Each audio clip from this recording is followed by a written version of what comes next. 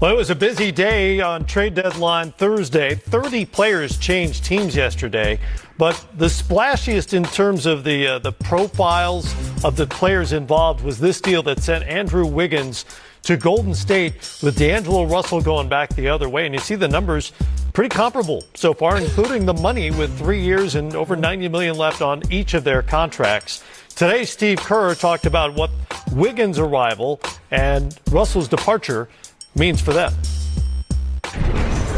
You know, to be perfectly blunt, the fit was questionable when we signed him, but nobody questioned that. When you already have Steph and Clay, and you add a ball-dominant guard, you can rightfully question the fit. That was one of the reasons the trade rumors started before the season even began.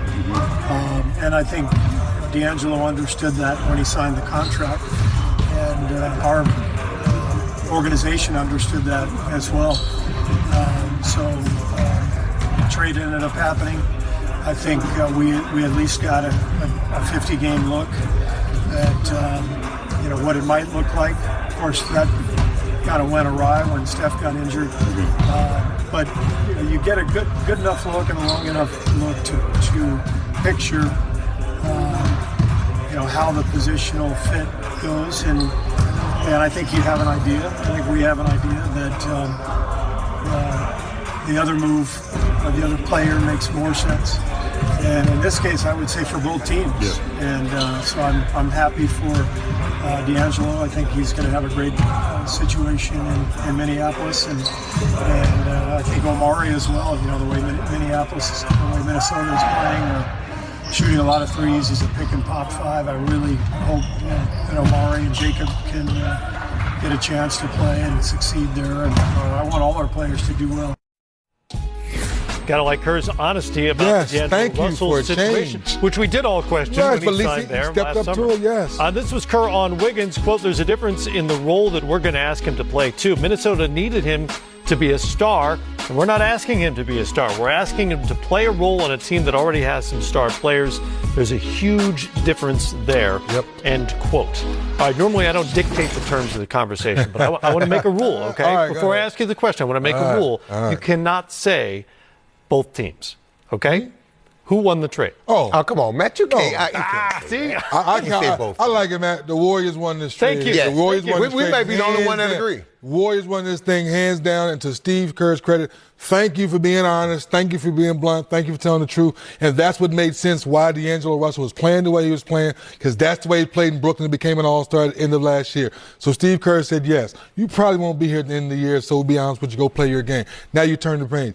You know him better than I do. Andrew Wiggins now can come into a championship situation, understanding, I just got to go out there and play basketball, listen to this coaching staff, be where I need to be on the floor, and understand this is still Steph and Clay's team, and Draymond's still the mouthpiece of this team. I just got to go out there and play good basketball, and they're going to put me in winning situations. So, Sam, you know Andrew Wiggins.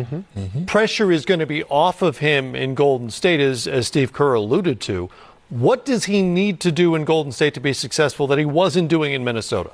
Matt, when you look at the numbers, right, everybody's saying D'Angelo Russell had a great year, right? He's playing great.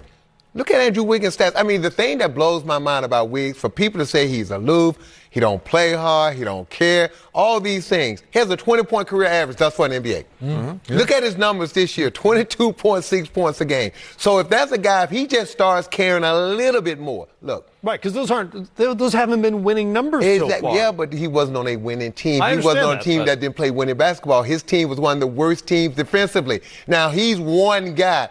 So to blame all the losses on Andrew Wiggins is nuts. Look, he has a chance to go to a Golden State Warriors organization and rewrite the books. He can change the narrative on everything. It depends on him. The talent is there. Sure. He's shown you to start the season.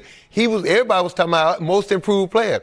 Andrew Wiggins, he was averaging about 26 points a game. And then a death in the family injury, he dropped off.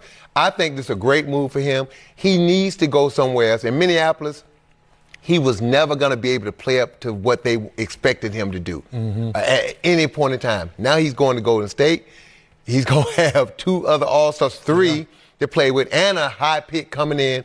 and a championship organization with a championship mentality. It's all on Wiggs now. Yeah. If I was him, I would take all the criticism and I would tell Steve Kerr, I would tell their PR department, bring it all and bring all them boxes and put them in my living room and let me read this stuff. And if that doesn't get him motivated to step up and show his true talent, then nothing will. Do you think it was fair criticism? I don't think anyone was blaming all their problems on him. No, it's fair, Matt, because I was with this young man and I know the talent. I've seen it firsthand. He's a tough kid. I saw this kid at 6'8", 180 pounds, play 82 games at 40 minutes a game. And that was nights where he physically just got beat up. He never complained. And at the end of the season, he came up to me and said, Coach, I'm so proud of myself because the challenge that we gave him as a coaching staff, can you play 82 games? That's mental toughness right there. For an 18-year-old kid that had all these negative things attached to him, to go out and play 82 games, that's why I respect this young man, because I've seen it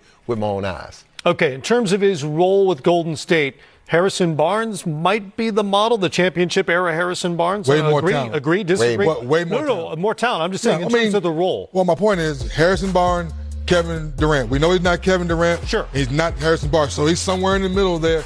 It's up to him to bring it every night, man. Everything we've said about him, everything we've seen throughout his career, there's no question the talent's a few steps higher than Harrison Barnes. The question is he willing to put in all the work we're talking about now? Because that coaching staff, to Steve Kerr's point, is going to bring different things out of him to be successful. 3D, Matt, one last thing. Put him in step-up pick and rolls. Put Klay Thompson in one corner, Steph in the other. Let him get downhill with a big that can pop or roll, and let him find guys. Work with him on finding guys, because I'm telling you, he is a freak of an athlete. You think Zach LaVine can get up and fly? Yeah. Andrew Wiggins can fly a little bit higher. He wouldn't get in the dunk contest because he was like, nah, that's Zach's thing. That's not my thing.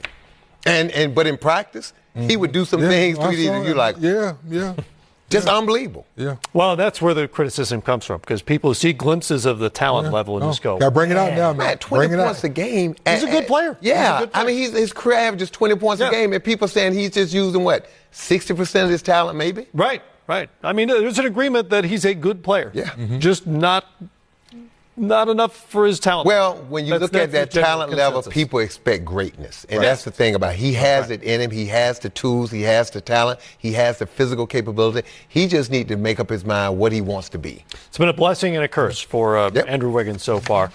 And he joins the Timberwolves team that has lost, 13 in a row now? 5-27 over their last 32. Karl Anthony Towns hasn't won an NBA game since November. No. Yes, he was out because he was off to a fast start too. Remember, Matt? November. He wanted his numbers being meaningful. Those first 10, 15 games. Yeah. Then since his injury, no. All the training in the Bahamas, yes, all that. Approach, all that all that's gone Seems now. Like a long time. All that stuff works until you get punched. What Mike Tyson said, everybody had a plan against me till I hit him. That's right. Hopefully they kept the pictures from the Bahamas. It seems like a nice trip, right? Yep, nice trip. And you know what? They can go back in April. They're going early. Well, they will be going early, that's for sure. Not going fishing. They're going to the Bahamas. Yeah, one thing they don't have to worry about is making playoff plans, that's for sure. All right, stick with us. More coming up here on Game Time, presented by State Farm.